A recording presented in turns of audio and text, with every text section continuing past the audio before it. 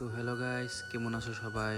আশা করি সবাই ভালোই আছো। তোমরা তো সবাই জানোই আর একদিন পরের থেকে শুরু হইতাছে রাস। আর অহন যাইতাছি জেনে রাস হয় হেনেই, কারণ এবার রাসের মধ্যে আমগো মেশো দিব একটা দোকান, আর এই দোকান গড্ডায় বানবার লেগে যাইতাছি আমরা। তো আমরা রাস্তায় খাড়ে থাকতে থাকতে দেখলাম মেশো আয়া পড়ছে, তারপর আমরা একলগে গাড়িতে উঠে যাওয়া শুরু করলাম জেনে রাস হয় হেনে। তো ফাইনালি আমরা আহে পড়লাম জেনে রাস হয় হেনে, আর আহেনে দেখলাম যে অহনো প্যান্ডেল স্যান্ডেল করতেছে।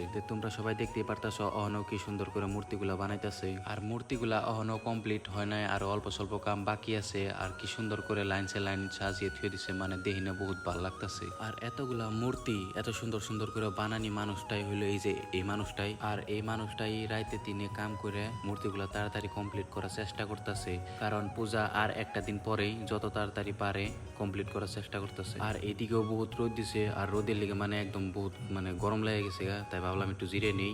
ওরা কাম করতেছে, আর কাম করতে করতে এদিকে দেখি নয়ন আর হিরক দেখি আমার নিবার লিগা আহে পড়ছে।